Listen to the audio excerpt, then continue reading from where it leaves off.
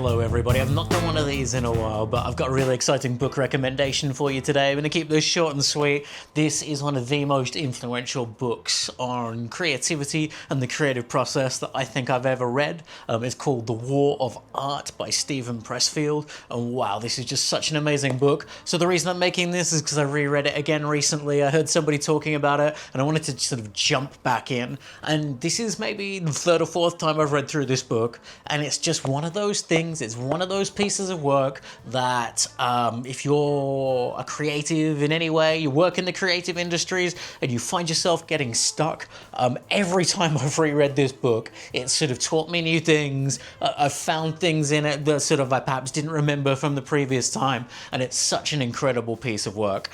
Why is that? The War of Art, and the subtitle on it is Break Through the Blocks and Win Your Inner Creative Battles.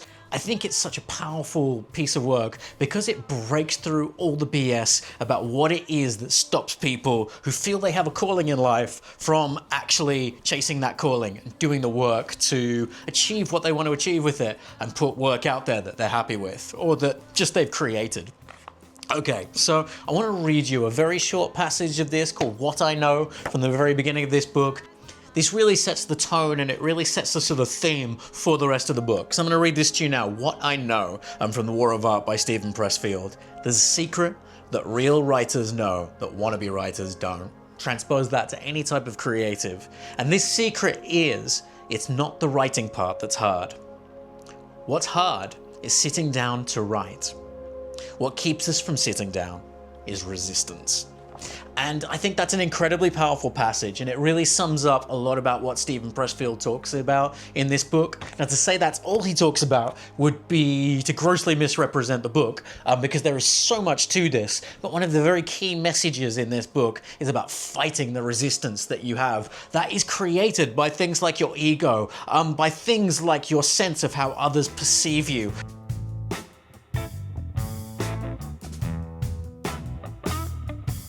It's really interesting because this book was published in 2002, so it was really pre sort of the mass adoption of social media and pre-algorithm taking over our lives. But what he covers in this book is so essential to people who feel that they've been sort of captured by the algorithm and taken over by it, because that is such a strong form of resistance. Steven Pressfield defines resistance as the sort of the internal psychological obstacles that you have to overcome to get to your calling, and then the external obstacles in the world around you that will stand in the way of you doing the work that you want to produce as well.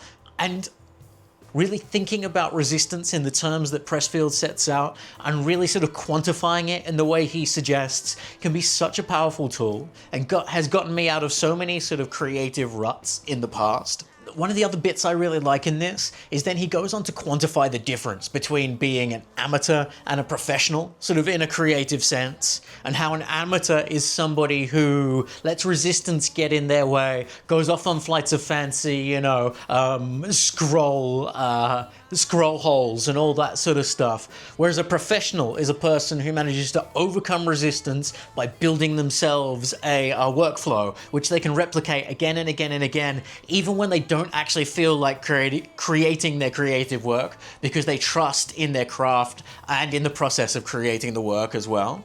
But he doesn't turn it all into this sort of craft versus artistry thing. He actually addresses inspiration and artistry and this sort of spiritual element too. He sort of breaks down the process of creative inspiration and flashes of inspiration and with what he refers to as the Muse. And he sort of gives you this idea, this framework, that laying down the basic groundwork for like becoming really proficient at your craft and breaking through sort of these layers of mental and situational resistance can help you then open yourself up to flashes of creative inspiration by sort of getting to a state where you kind of get into flow, and a lot of people refer to this as flow state. You get into this flow where like your ability to do what you do well and sort of almost go on autopilot can take over and then allow you to transcend focusing on the craft and have flashes of inspiration.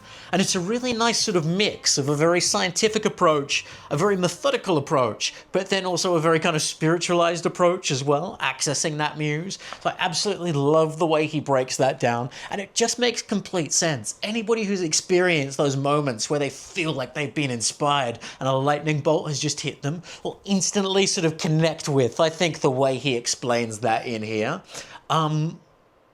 But yeah, the biggest point for me, I think, the biggest thing that I've often struggled with in the past in this book is overcoming that resistance at the very beginning. And it's why I keep coming back to this, because after reading this book, I often feel better prepared to go and create my own work again, to go and dive into the work head first. So I could not recommend this enough to any creatives out there who have to have creativity on tap all the time, either for their work or desperately struggle to get back into their art after periods of not doing it.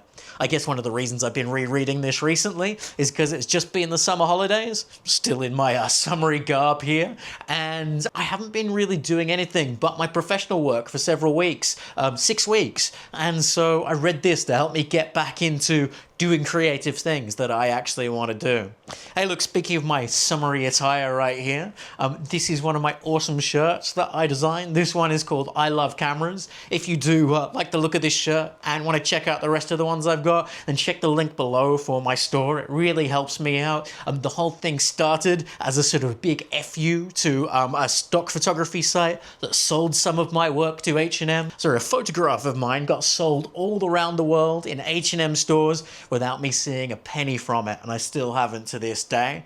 So I started creating my own t-shirts, and I really got into it. This is one of my favorites in my collection. These are actual photographs of my real cameras, so the one I'm filming with right now. And this beauty here, this is my Canon AE1. It's the first film camera I've ever purchased. So I've had this since 1998, maybe? About 1998. Bought for a lot cheaper than they go for now. And I took a photograph of it with my lovely Sony a7 IV over there, and then put it onto this t-shirt right here. There's lots of Canon AE1s all over this shirt right here. Beautiful camera, definitely worth checking these out. I hope they do the digital version that they've rumored to have been making as well. It'll be so cool. Anyway, there's a couple of other links to some cool stuff, so please do check that out. All right, everybody, I hope this inspired you to check this book out, especially if you're having blocks and you're struggling to get back into your creative work.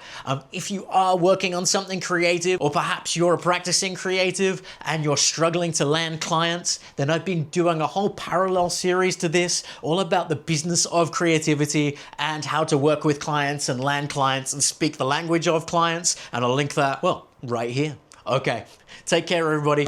Hope to catch you soon, and until next time, stay creative.